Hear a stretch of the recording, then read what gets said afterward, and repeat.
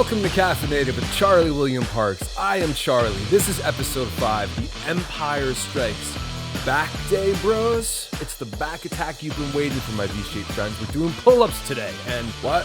What's that, Al? We're not doing pull-ups? No, we're not doing pull-ups today.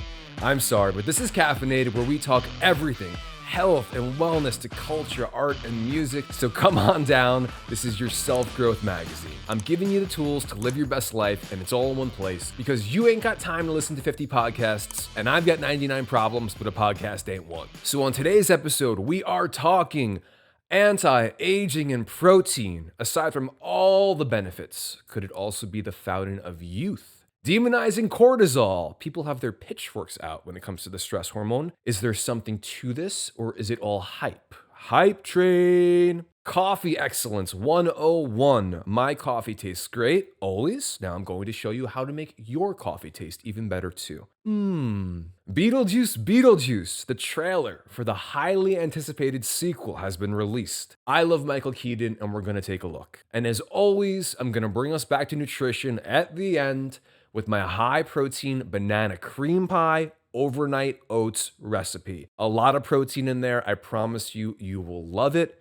It's going to be a great show today. But first, if you've been tuning in already, you know we must have coffee of the day. Coffee of the day. Coffee of the day. Let's have some coffee of the day, huh? All right, what do we got? Today we will be having a medium roast by Coffee Brothers. They were featured on the show last week. I think we did a Costa Rican signature blend with them last week. We've got hints of hazelnut, brown sugar, and red fruit. This guy originates in Brazil and Ethiopia. I love Coffee Bros. I love these guys, coffeebros.com. Check this out. You won't be disappointed. We've had them on the show before. I have a feeling we will have them on the show again.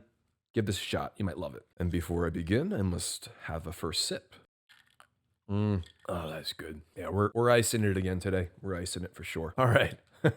So, usually after coffee of the day, we go right into our first topic. But, today's going to be a little different. We're going to have to do some housekeeping here, guys. And no, it's not one of those I'm not your doctor conversations because you already know I'm not your doctor. Doctors wear sleeves at all times, and I haven't been able to find shirts big enough to contain these 40-inch beasts. It's just that, well, I'm going to have to rant a little bit here because I need to talk to you guys a little bit about supplements and supplementation in general. We've talked about some awesome things on this show so far, and they're powerful things that can absolutely better your life, as long as you wield them responsibly. What's that thing Charlotte said before spinning her web? Oh yes, with great power comes great web slinging. But I digress again. Supplements are intended to supplement your diet. They're not magic pills, and they are certainly not drugs like steroids, semaglutides, or even tirzepatide, like we talked about last week, which I also do not encourage you to take. They can be dangerous, abused, and frankly, addictive. Oh yes, but I'm not your doctor. Talk to them. All supplements do not work for all people. Supplements are not intended to be an end-all be-all. You don't take one in a day and, tomorrow you wake up with 50 pounds more muscle and 30 pounds leaner. That's not what a supplement is. Even supplements like creatine, which we talked about in episode 2, it's an amazing supplement. It's tried, it's studied. People have had great results with it. You still will not wake up a week after taking it looking like you gained 30 pounds of mass. A supplement, when safely used, can help your performance and your goals, but it won't always. And there's many reasons for this. Let's look at vitamin D. We know vitamin D has enormous benefits regarding bone health and mood. We also know we can get it from the sun. So if I was gonna give someone vitamin D who's not getting outside a lot or consuming a lot of it in their diet from, let's say, fatty fish or dairy products, which have a lot of D in them, they may see some wonderful benefits from the vitamin D rather quickly. But what if I give it to someone who eats fatty, healthy fish all the time? Perhaps a fisherman. Let's say they get plenty of dairy in their diet. And let's say, they're even a construction worker. So they're outside on their feet all day. And they take, let's say, the D3 supplement, like I take, and they see no benefit because they already are loaded with vitamin D. Does that mean the D3, the supplement, doesn't work? Of course not. This means they were getting enough in their diet already. It's a good problem to have as long as you don't overdose on vitamin D. Be careful, it's fat soluble. To think a supplement doesn't work if it doesn't work for everyone is just silly, my friends. I mean, multivitamins. I take a whole multivitamin complex that's like several. I might not need everything in the multivitamin every day, But some days I might be more deficient in some things versus others. Good news, multivitamins, mostly water soluble. So what you don't need, you usually just pee out. It's kind of like a nutritional insurance policy for your body. Sounds like fun. It also doesn't mean if I'm getting enough, let's say vitamin C, body doesn't need what's in the vitamin, that the vitamin's broken or it doesn't work. And the scientists and the smart people are invalidated because I, Charlie, just didn't feel the full power of the vitamin C. Vitamin C was actually my rap name when I was trying to start a rap career. It was either that or Charlie the Candy Rapper. My rap career has not gone very well, and it's not rap's fault. So whether it be taurine in episode 1, helping with strength and power, or apple cider vinegar in last week's episode, which has been shown to help blood glucose levels in many a type 2 diabetics. You can see the reference studies in the show notes. I'm not making this stuff up, angry viewer. Whether or not it works for you doesn't validate or invalidate the supplement's effectiveness or the research behind it. It just means you are unique and not everything works for everyone. And speaking of apple cider vinegar, this is somehow controversial to people who probably have nothing else to think about or perhaps are limited by the confounds of their mom's basement. If you're cool and you live in your mom's basement, I didn't mean to throw shade at you. I'm sorry. Your mom's probably really cool too. That wasn't nice of me. I'm going to work on that in my session today. Mom, more meatloaf. He wants the meatloaf. I knew you want the meatloaf. So apple cider vinegar people, if I'm suffering from type 2 diabetes, or I'm overweight, or I just want to lose some weight, and my blood sugar is not great, and the acetic acid in it, shown to help stabilize my blood sugar, goes to work, and that helps me reach my weight loss goals, that's fantastic. But you know what? I also take it every day, and my body fat, and my blood sugar levels,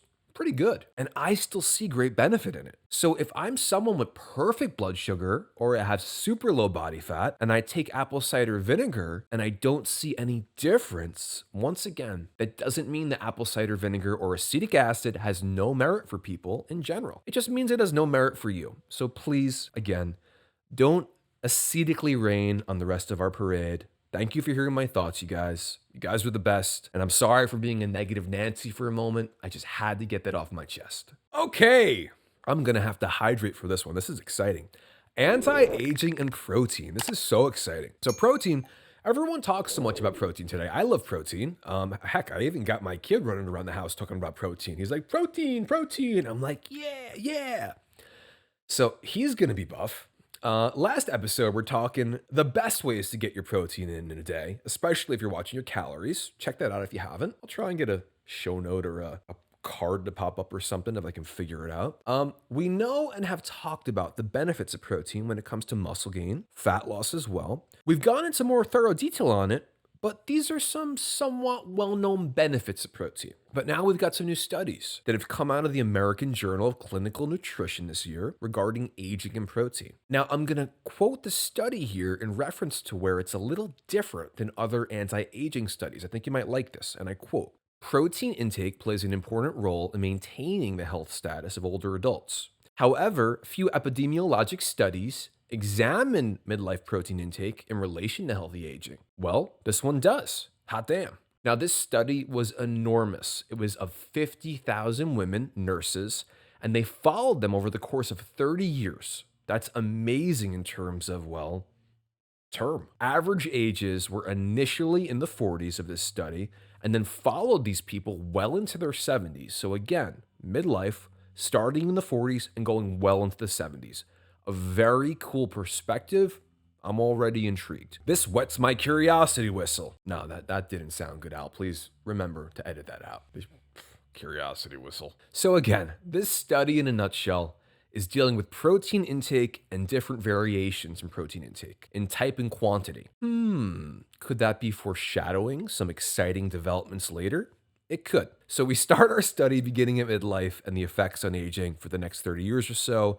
And specifically, it deals with what we all want to know about, healthy aging or health span. That's the quality of life, not just the longevity of it. So first question we have is what's considered healthy aging? I'm going to quote the study again. The study defines it as being free of chronic diseases, including cancer, all but non-melanoma skin cancer, type 2 diabetes, which we talked about a lot last episode during our Monjaro deep dive, chronic heart disease, and a few other heart dysfunctions which require surgery, stroke, kidney failure, chronic obstructive pulmonary disease, Parkinson's disease, multiple sclerosis, and some other variations I frankly have never heard of. And they also added healthy aging also meant the subjects were free from impairment in memory or physical function, as well as being in good mental health. So as far as I'm concerned, even if the person was physically not suffering from the diseases mentioned, and they were living to a ripe old age, if they weren't mentally competent or perhaps had something like Alzheimer's, that would be enough for the study to not consider them healthy. Bottom line, in my humble opinion, it seems like they listed enough crappy things that you don't want that if they're defining healthy aging as not having any of those things, it's a pretty intricate study with pretty stern qualifications on the word healthy. And I really like that. It's not like they're saying if you're 85 years old and you can still walk and chew most of your food, we're calling you healthy. I can barely walk today. Yesterday was leg day, bruh. So I like the parameters a lot. What I also like about this study is it seems to me, rather than just looking at this study from a perspective of, again, how long did the participants live for, longevity, this seems much more to have to do with like quality of life. And that plays into a lot of what we talk about here on Caffeinated. A lot of people wouldn't want to live a really long time if they didn't have quality of life. I think one goes in hand with the other. So the results of this study regarding protein intake, it showed quite clearly protein intake across all the variabilities as being strongly linked to healthy aging. Yeah.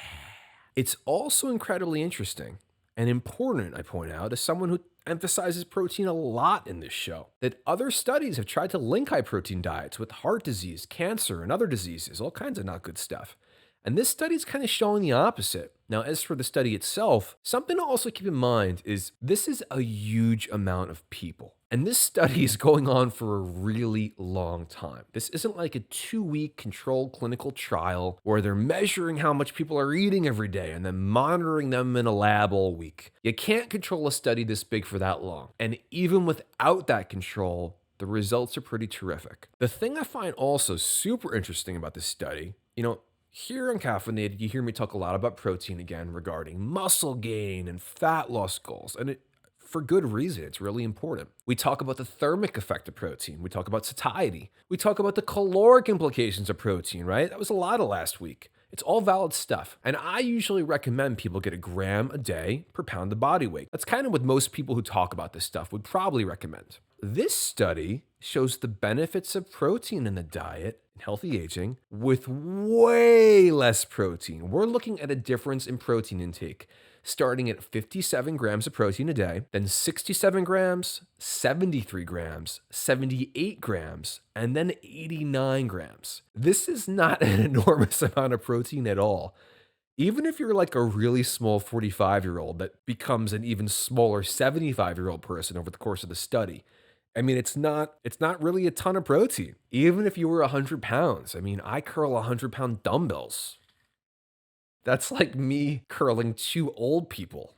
I don't curl hundreds, but I do curl old people. Edit that out. Doesn't sound good. Keep saying things that don't sound good today. Even if you were 100 pounds, at the upper echelons of this study, you're not even getting 1 gram per pound of body weight. As far as the percent of the calories in their day, the lower range of the study is at about 14% of their daily calories from protein. This is more in line with what's considered normal dietary guidelines today, which in my opinion doesn't emphasize protein enough, all the way up to about 23%, which is considered a high protein diet. I actually find I only eat a little more than that in a day in terms of protein, maybe 26 to 27%, and even that's not enormous compared to my daily calorie intake. Another side note, which I find really cool, is as the people in this study ate more protein, they were also shown to be consuming fewer calories in general. Well, why would that be? Well, again, like we talked about in some of our fat loss and other episodes. One of the reasons protein is such a great macronutrient is because it's so satiating. So I would go out on a limb and say, if you show me someone who's gradually increasing their protein intake, I would not be surprised if you're also showing me someone who's, in effect, gradually eating less, hence decreasing their BMI and also increasing lifespan and the quality of life. That's what the study shows. These things kind of all tie in together, which is really cool. Now, I'm not a scientist or a doctor, but if increasing the protein alone just helped people eat less, and decrease their BMI, which the study wasn't studying, mind you, that could be doing the trick enough to prevent the chronic diseases we mentioned earlier or contribute to the healthier lifespan or health span the study points to. It was also shown that as we saw a gradual increase in protein consumption, we also saw a direct decrease in alcohol consumption and a direct decrease in the subject's likelihood of being a current smoker. It makes me wonder if there's a correlation with people simply being more health conscious in regards to the importance of protein. These same people who might be motivated to eat more protein to support their health, I'm thinking they're also likely to not drink as much or smoke, which both do virtually nothing to help your health. So yeah, this part of the study shows me people who are trying to be more healthy, in my opinion, recognize the importance of protein. Now, this study also shows something interesting regarding substitutions with protein, like really interesting. First off, basically, no matter what nutrient you were substituting in your diet for protein, there were improvements in the study due to the substitution. More protein was just better, period. But as to what kind of protein, were there differences among the classes of proteins? Oh, yeah, there were. But let's add a little background on protein first. When we talk about protein sometimes and which protein is best for our muscles, we often talk about the bioavailability of the protein. That just means how easy it is for the body to absorb, digest, and use the protein. The more bioavailable it is, the better it is. It's generally been shown that animal sources of protein, like whey and casein protein, to be more bioavailable than plant sources of protein. Now, before you start posting nasty comments, my vegetably inclined friends, some plant sources do have good bioavailability as well. Like pea protein, for example, that's one of the best. So if you're a vegan or a vegetarian, that can be a great option. Now, the second thing we often look at in choosing a protein is how complete a protein is. Animal proteins like whey protein are more complete versus plant proteins. And this is because they have more BCAAs or branched chain amino acids like leucine, isoleucine, and valine. This is important for protein muscle synthesis and muscle building. This becomes even more important in this study as well because another link to mortality as people age is muscle mass or lack thereof. So to be building muscle and retaining muscle as we age is also enormously important for quality of life. As people lose muscle as they age, their overall health generally declines as well. Doesn't mean you can't maintain or build muscle with plant sources. You just may have to be more creative with your sources to get a complete amino acid profile in the protein. So, long story short, in regards to muscle building and vicariously fat loss, both which are important to health span and longevity, animal proteins are often preferred versus plant proteins, unless your diet obviously restricts animal protein sources for whatever your reason is. So you can imagine why I was a little surprised initially by what I read next. This study showed even though all the protein groups had great increases in health span, consuming more protein in general, the plant protein group was leaps and bounds above the rest. It was actually meat protein last, then dairy protein, and then plant protein in number one. All were good. Plant protein was just significantly more beneficial regarding healthy aging. Now, I'm a guy that eats animal, dairy, and plant proteins. So what do I think of this? Is this bad news for me? No, I don't think so. First off, it's not completely surprising. Let's start here. Do I think plant protein should be a healthy part of a diet? Absolutely, I do. I don't even necessarily think it's bad to sub out some animal proteins for plant proteins. But I do think there are two factors that come into mind as to why the plant protein group may have done better than the other protein groups. Might not be what you think. Number one, you're generally not injecting vegetables with steroids and hormones. This study showed how much protein people were eating and what general kinds, with a wide range of variability, but it didn't dissect if they were buying organic or free range or grass-fed protein versus not. I could most definitely see an argument being made that what animals are injected with today could cause way more potential health adverse effects than even the pesticides that are sprayed on our agriculture today, and that's also not so good. Keep in mind, when pesticides are sprayed on plants, it's sometimes on skins that we don't even eat. It doesn't mean we can't get adverse effects from those pesticides, but in contrast, when steroids and antibiotics are injected into the animals we often eat, there's no getting around them. So, number one, plants could just be the lesser of two evils. The pesticides could be doing less damage than the other stuff. This could all be how your food is treated or prepared before it gets to you. Now, I don't think for a second it's the actual protein in the plants causing the benefit. For one thing, because the plant protein is generally not as bioavailable, and it also isn't as complete a protein via the branched chain amino acids profile, like we said earlier. So, is a less complete protein that your body can't use as much of healthier? Probably not. I think it's all the extra crap that can go into meat today that's making the difference. Number 2 reason, fiber. The thing our carnivore friends don't really believe is important, and that's okay, my paleo friends. Agree to disagree. But fiber has been shown in study after study to increase healthy lifespan and lower mortality rates as well. Yeah, it's actually been shown to help people maintain a healthy weight. According to a 2015 meta-analysis published in the American Journal of Epidemiology, oh my God, I said it right that time, people who consume the most fiber were 19% less likely to die during study periods of up to a decade than those who consume the least. This study analyzed 17 studies with more than 980,000 participants and found that every 10 grams of fiber consumed reduced the risk of mortality by 10%. A 2021 study in the Journal of Gerontology found that older people who ate fiber-rich diets were 80% more likely to live longer and stay healthier than those that didn't. So let's break it down, man. I mean, for every 10% you increase your fiber, you reduce mortality by 10% as well. That's pretty good.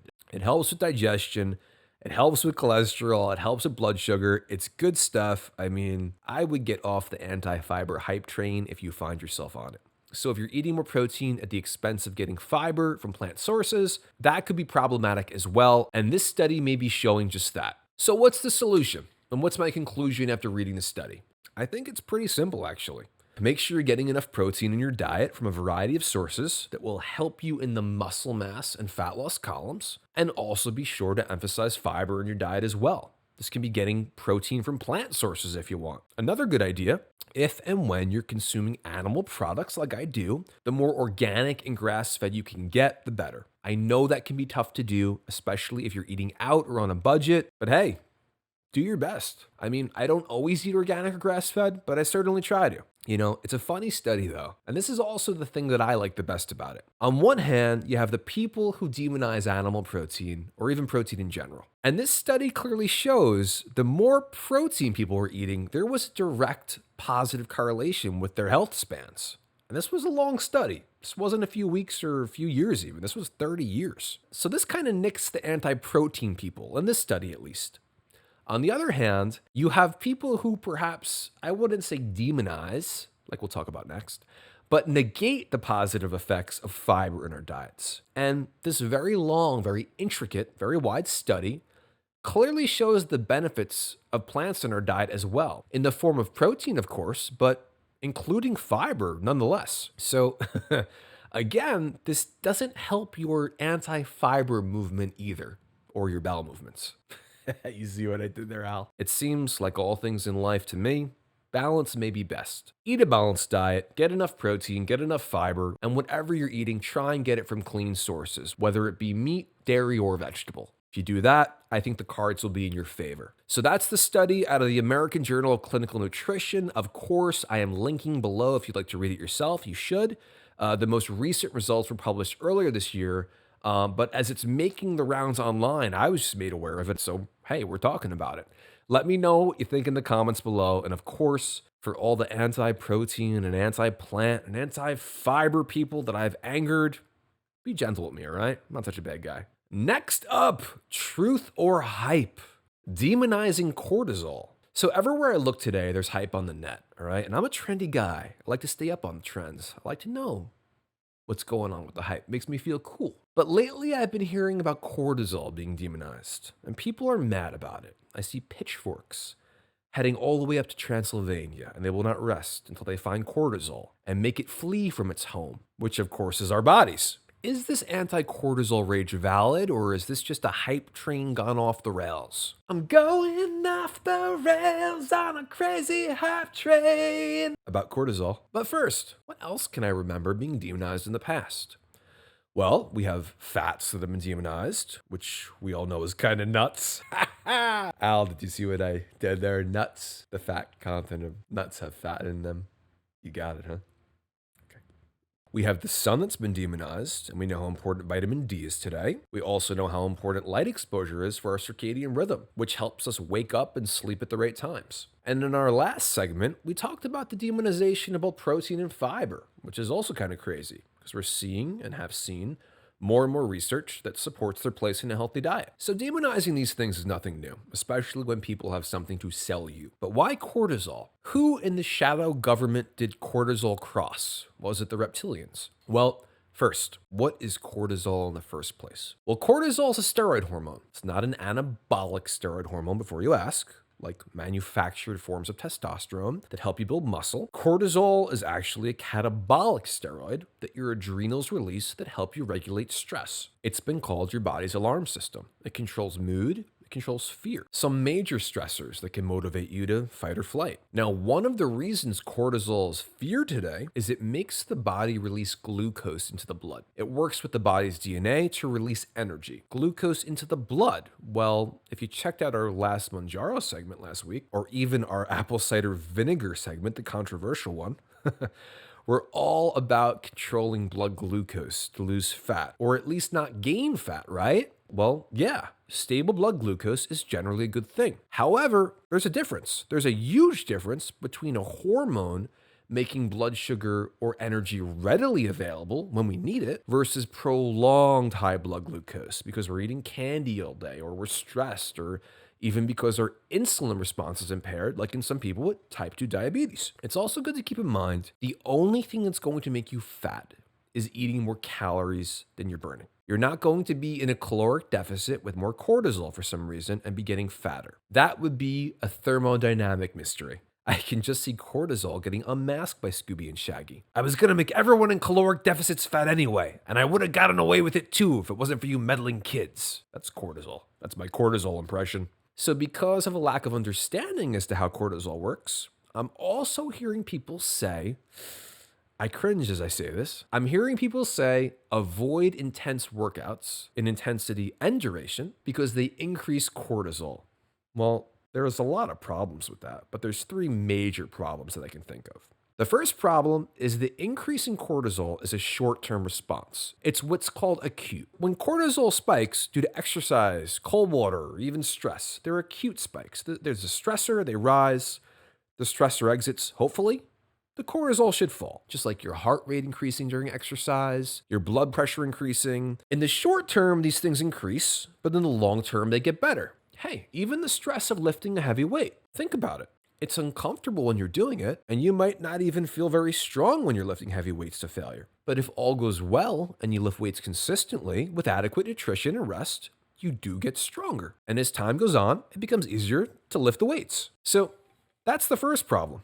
The second problem with avoiding the intense exercise is exercise sessions that are more intense in nature, more stressful, of course are going to release more cortisol because it's a stress marker, right? We need healthy amounts of stress in our life to feel, well, alive. That's why people like scary movies and roller coasters. My wife doesn't like scary movies. I have to watch them alone. Did you see The Babadook? It's much scarier alone. It's like if you did a crazy leg workout and your legs were sore the day after. It may be a marker you did a good job, and now your body needed to repair that damaged muscle and rebuild that muscle to be stronger in the future for the next workout, right? You let your body repair in between. You're not sore anymore, and now you train again. You certainly wouldn't demonize muscle soreness after an intense workout, would you? I don't know. Maybe you would, but I certainly wouldn't. The third problem with avoiding this vigorous exercise is all of the science supporting vigorous exercise without overtraining, of course, and leaving room for recovery, such as, and I quote, it's going to be a long list, reduced risk of heart disease, stroke, type 2 diabetes, high blood pressure, dementia and Alzheimer, cancers, and also a risk of some pregnancy complications, better sleep, improvements in cognition, less weight gain, that's a good one, lower obesity rates, and less chance of related health conditions. Better bone health, improved balance, fewer symptoms of depression and anxiety, and an overall better quality of life and an overall sense of well-being. Whew, that's that's a lot of good stuff. I wonder if the anti-vigorous exercise people like read those studies. So it might not be the most responsible to throw the vigorous exercise out with the bathwater just yet, as we will not see progress in exercise without that cortisol spike. Now, there is one thing I'll say about cortisol, not in defending people vilifying it, because they shouldn't vilify it. It's not evil. We don't have this evil hormone in us, but just factually, there may be times we do want less cortisol circulating through us. In layman's terms, again, cortisol is a stress hormone. It tells our body we need energy. But we don't always want to be stressed, of course not. What we want are acute spikes of cortisol that go up and down quickly, like after exercise or a stressful event. We don't want prolonged, slightly elevated levels of cortisol.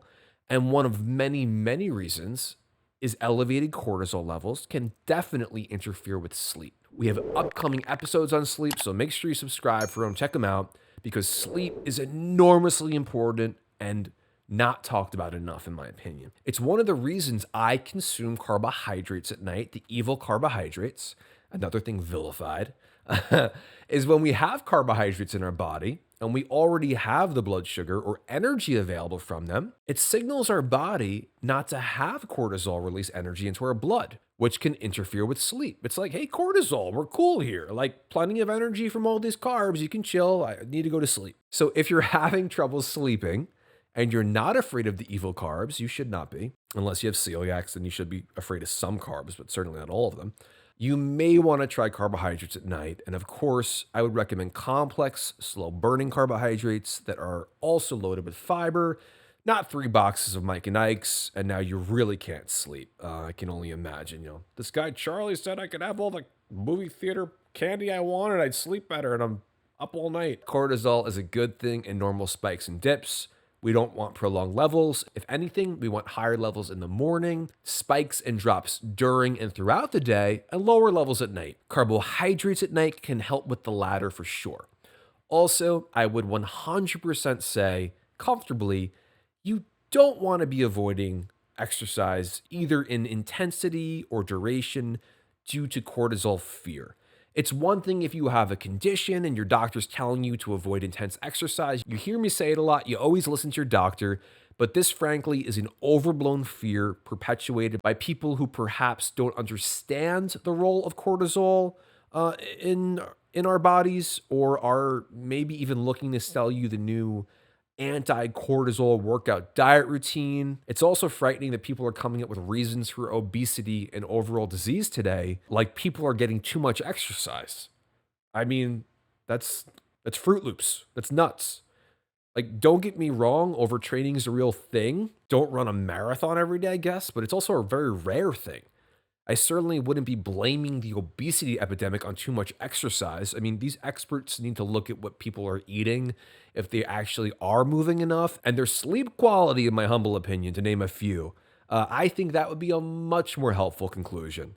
So, verdict's in. This one's all aboard the hype train, guys. Choo choo! Let me know in the comments, what do you think about cortisol? And what do you think about people demonizing and vilifying intense exercise? I think it's bonkers. All right. Next up on Caffeinated, culture and the arts. As I switch from water to coffee and coffee to water, just, hard to double fist. Why do we talk about culture and the arts here on Caffeinated? Why do we talk about culture and the arts on a program about health and wellness?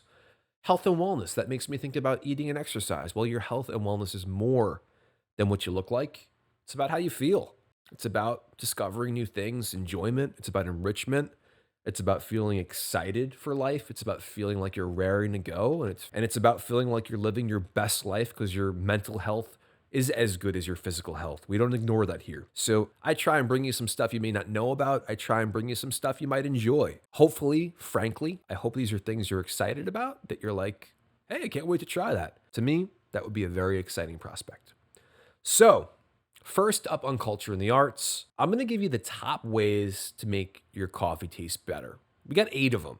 And it's going to be in order of ease, I think. You can do some of these really easily. Some of them are going to require more work, but the show is called Caffeinated. I'm really into coffee. I think you're going to dig these. So number one, buy freshly ground coffee beans. This is kind of an easy one, but you may be misled as to what fresh actually means. Can be deceiving.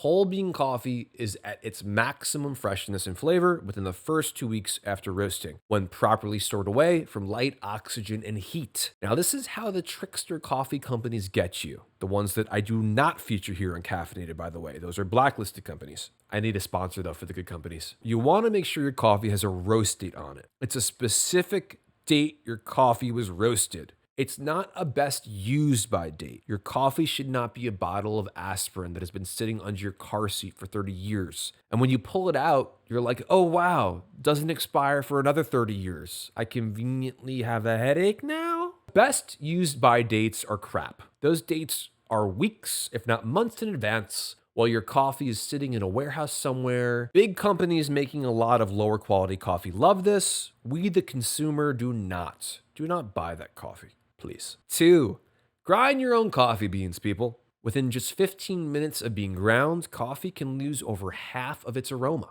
And the finer the grind, the faster coffee deteriorates.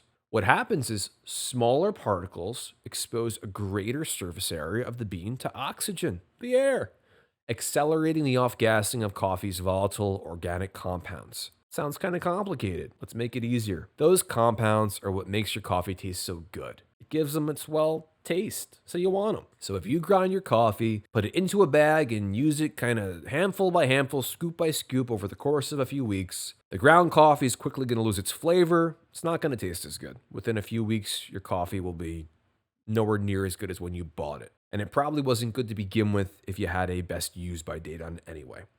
So this is even worse if you're buying big bags of coffee. The longer it sits in the bag ground, the worse it is. So yes, grinding your own coffee, it does add an additional step to the brewing process, but it's 100% definitely worth doing if you want the best cup of coffee you can imagine. One you will taste the difference in if you don't mind the few minutes it takes to grind your coffee beans. My wife laughs at me for various reasons, but also because I really do consider it a meditation. I get up, I have a few glasses of water in the morning, and I start I'm grinding my coffee beans. And as you get hit with that aroma in the morning of a freshly ground bean, even the sound of the grinder, it's like, it's probably not a good impression. It's awesome. It's a great way to start your morning.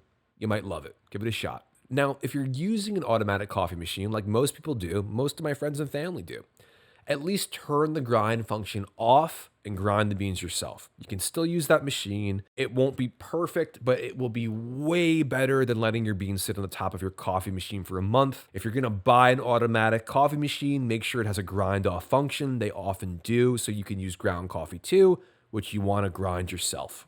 Which brings us to our next point, or rule, or guideline, I don't know. Number 3, keep your fresh coffee beans in an airtight container. This one kind of goes without saying. Use an airtight canister. They're not very expensive, and the less air hitting your beans before you grind them, the better. The less air hitting your beans. A lot of double entendres in there. Keep that one in. I actually like more air hitting my beans. I think the one I use was like 20 or 30 bucks. It's not too bad. It'll probably last you forever. If you're going to use all the coffee in the bag within a few days anyway, and it has a vent on it, you're probably okay. If not, get a container. Number 4.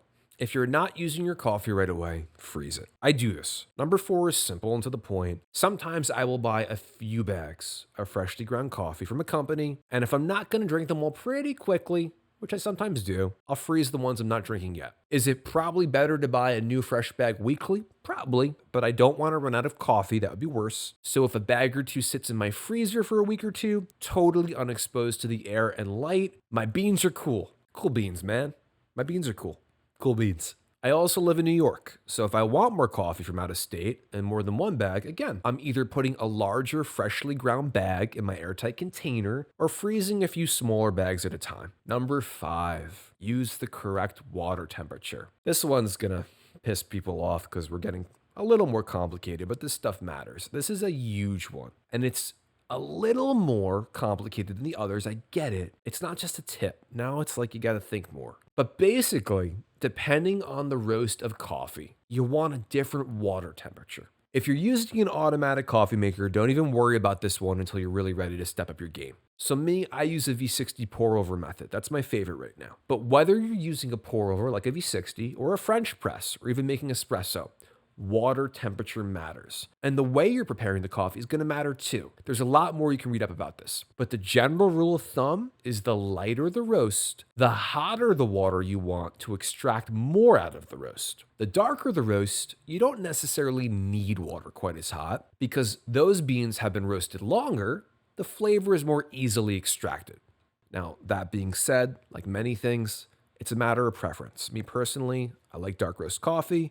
This is a medium roast, but I like dark roast coffee, and often the stronger the better. So if my water gets a little hotter than the guidelines suggest, I'm cool. I dig it. Other people might not. Rules are meant to be broken, and I'm a coffee bad boy.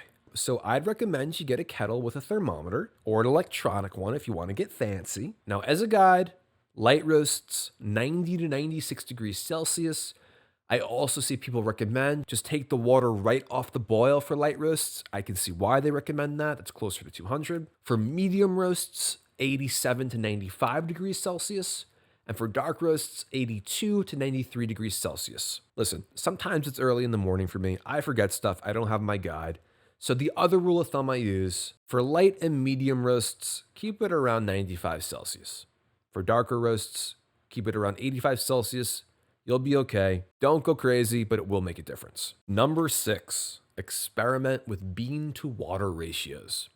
Now, this one is strictly a matter of preference, but for example, I use a pour over. You want generally a 1 to 16 ratio as a general guideline. 1 part coffee to 16 parts water. But if I want a stronger cup of coffee like I like, I may use more coffee beans in my brew. This is also nice, I find, when I'm drinking lighter roasts in terms of brew. Like a lot of the single origins I talk about, they're generally lighter. If I want it to be a more intense flavor and still get the flavor of the single origin, I'll use the lighter coffee at a slightly higher ratio. Again, it could be something fun to play with. Number 7, let the coffee rest. This is a huge one. I learned this from Ultra Coffee Master James Hoffman. If you don't know him, check him out. I'll link some of his stuff in the show notes. You will love him. Super knowledgeable guy. He makes great videos. I love his stuff. It's tough to do. I get it. I can't always do it. Sometimes I'm rushing to the gym. I got things to do. I can't wait. So I'm not perfect, right? Health and wellness, it's balance. But if you let your coffee rest after you brew it 5 to 10 minutes, it's just cooling to that sweet spot where it's still hot, but its taste is allowing all the flavor notes to come out. It is out of this world. I know you're like, are you kidding me, Charlie? You've given me 15 things to do. I got to do all this stuff. Now I got to wait to have a cup of coffee. This is BS. I'm going to go, put Huberman back on. I get it, but I just smoked a brisket for 17 hours and I ate the whole thing in about 3 minutes. Not myself. And it was amazing. The brisket was amazing. So delaying gratification can make for some incredible results, some incredible tastes. And delaying gratification can also be a really good practice in life for you in general. When it comes to health and wellness, diet, fitness, all that stuff, delaying gratification is a huge part of it. Even if you're waiting 5 minutes in the morning and that's like your meditation to help you practice delaying gratification, might not be such a bad idea. Number 8, this is a really cool one.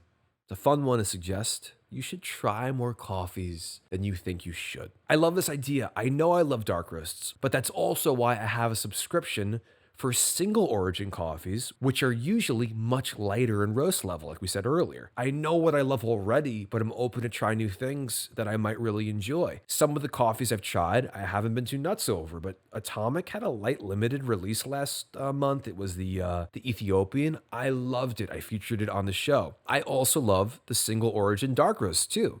Coffee Bros has a Sumatra that I really loved. We featured a single origin from Coffee Bros last week, the Costa Rican. Try more stuff. You'll grow your palate. You'll probably find some new things you'll love in the process. You won't regret it. And lastly, we have a bonus. You thought there were only 8. I got 9 in there. There's a bonus. 9, don't saturate your coffee with milk and sugar. Oh, here it comes. The backlash. Got the bottles of coffee, mate. I have an enormous sweet tooth. I love sweet things. I love milk and sugar and ice cream and all that stuff. But I'm telling you, Coffee is an acquired taste, and the more you taste it, the more you try it, the more nuances you can pick up, and the more flavors you can sense. It was crazy. I had this coffee taste set we were gifted a few weeks ago. We just had the baby, and I kept talking about one of these coffees. I kept saying, like, it's the fruit notes, the fruit notes, and I was picking them out. And lo and behold, you like open the envelope and you're like, oh, it was, and those fruit notes were in it. I wasn't imagining it. I was tasting it because I'm like kind of developing the palate. Now, I'm in a coffee aficionado connoisseur. I'm amateur at best, but you can develop your palate, just like wine. Does that mean you can never add things to your coffee? Of course not. I usually drink my coffee black, especially when it's hot. But when I'm drinking cold brew, which I often brew myself, I'll use a little Fairlife. I'll throw some Truvia in there. It's not about being crazy about it. Do what you want. But I suggest you do start looking at your coffee like you would an amazing cup of wine or something like that. You'd probably never water down your wine. I certainly hope not anyways. So those are the top 8 plus bonus ways to make your coffee taste amazing. Listen, I hope you use them. I hope you enjoy them. Let me know in the comments your favorite way to get your brew going. I hope I don't get too many carried comments.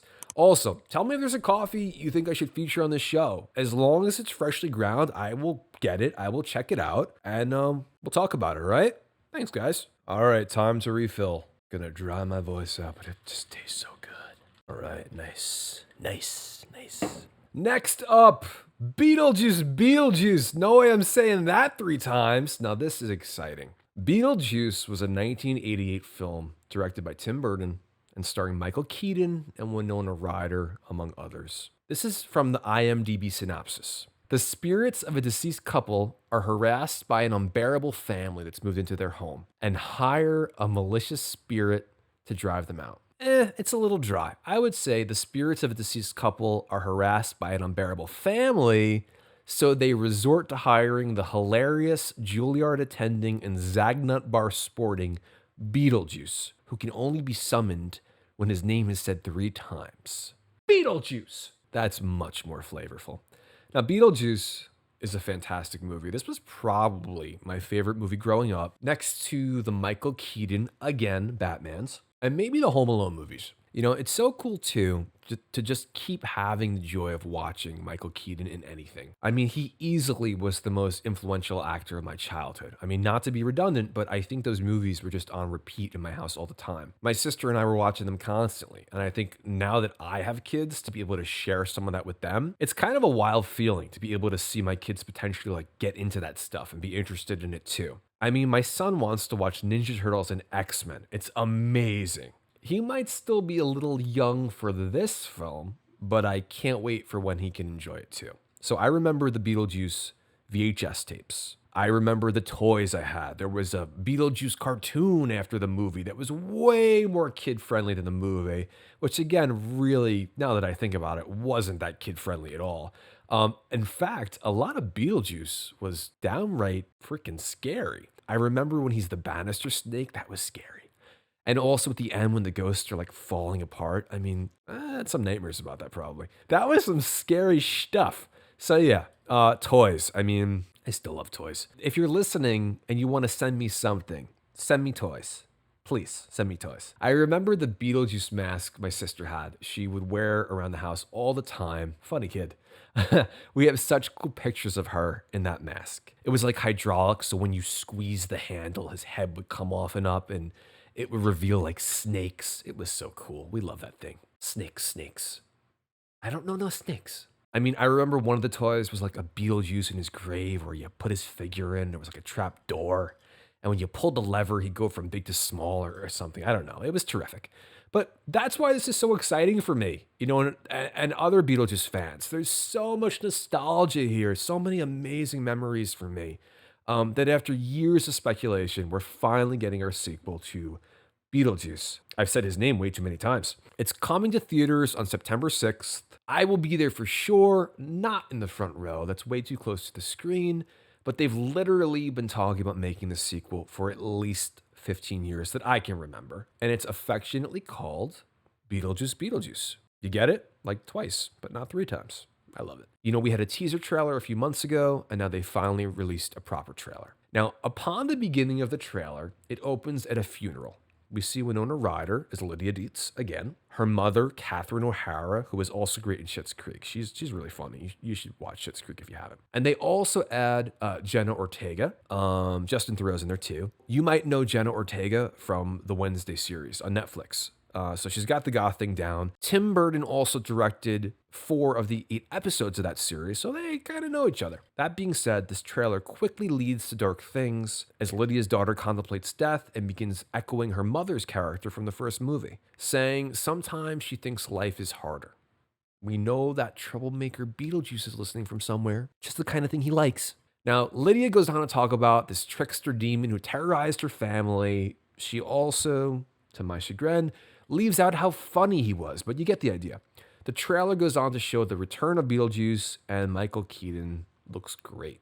I mean, he always looks great. Now, my favorite thing about this movie that I've heard is Tim Burton is going to be going back to basics.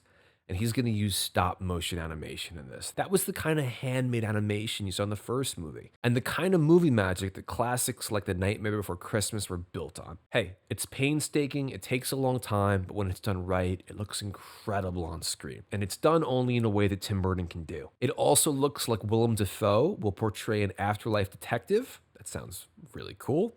And Monica Bellucci will actually be Beetlejuice's wife. Those 2 amazing actors alone in this movie really sounds good. We see some sandworms in the trailer too. Sandworms, you hate them, right? I can't wait. Let me know in the comments if you're as excited as I am for Beetlejuice Beetlejuice. I hope you guys are as jazzed about it as I am. And again, the Tim Burton stop motion, this is just gonna be so terrific to watch. I wonder if they'll make a 3rd one. I wonder what they'll call it. That sounds like it could be dangerous. All right, next up.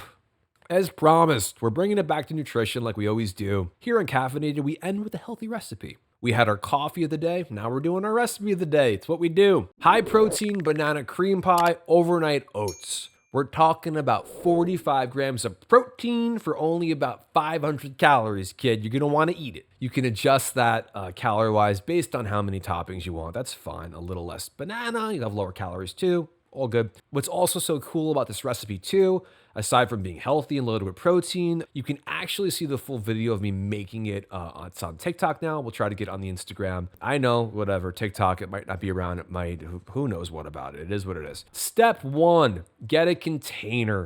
Add 40 grams of oats. As always, you want glyphosate-free oats. Those are the good ones. Oats are great for you. Fiber is great for you. Anyone trying to tell you something different is probably trying to sell you some snake oil too. Next up, you're going to add half a chopped banana. You're going to add about 70 grams of Chobani, non-fat Greek yogurt. We eat this all the time. Great quality, great taste, a lot of protein for not a lot of calories. Then you're going to add a scoop of vanilla protein or whatever protein you prefer. For this recipe, last we used was a vanilla collagen protein, just to change it up a little. That's fine, no real reason. Next, you will add a tablespoon of chia seeds. Very, very good for you, loaded with fiber. Also, you're going to add a tablespoon or so of a sugar-free maple syrup. We've been using one called Wholesome Yum. Great ingredients, and it's delicious. Next, add a little vanilla extract. Don't go crazy with this. A few drops will do the trick. I've poured the whole thing in accidentally a few times. It's not fun. Add 120 milliliters of almond milk. I like the unflavored silk milk when I'm prepping food. And now, really important, you're going to want to do a really good job stirring this up. More stirring than you think you need. The more you stir, the better it's going to be. Put the top on it, and you're going to pop that in the fridge for at least 6 hours. I'm always letting them sit overnight, hence overnight oats. You can eat them quicker. I don't recommend you do. I'll even make a bunch of these. I'll make 6 of them at a time, put them in the fridge and eat them all week. Go overnight if you can. Pop it out of the fridge. Now you're going to add your final toppings. I'll add a few more slices of banana. A tablespoon or 2 of Cool Whip is great on it. I'll finish it off with like a 1/4 of a graham cracker crushed. Sprinkle it on top. What's great about this too is because it has a good amount of carbs, this could be a great post-workout meal too. I love these things post-workout. I mean, it tastes fantastic. It's nuts. It tastes amazing. I hope you love it as much as I do. If nothing else, I hope this and the other recipes prove to you, you can eat healthy and delicious at the same time. You can have it all. Don't deprive yourself. Just make good choices. That's what health and wellness is all about. All right, that's our show for today, you turkey. Next week, we're going to talk about even more health, wellness, art, culture, the things you're interested in. We've got some crazy new studies in artificial sweeteners we're going to talk about. We got supplements, diet plans, music, life hacks to enrich your life. This is a one-stop magazine for all of it. Your self-growth, your self-actualization, and remember again, health and wellness, it's not just how you look, it's how you feel, kid. It's excitement, it's vigor for life, it's quality. I'm into that stuff, you're into that stuff. This is where we meet, this is where we do it, this is the drug you're looking for. So please, if you would, subscribe, comment if the platform you're listening to allows. Leave your review if you can. I would thank you kindly for that. Let me know what else you want to hear about. And at the very least, if you're subscribed and you hit that little notification button, you will know when episode 6 comes out. And as always, lastly, and most importantly, please know you are appreciated. I appreciate you. I got you. And thank you so much. I will see you next time.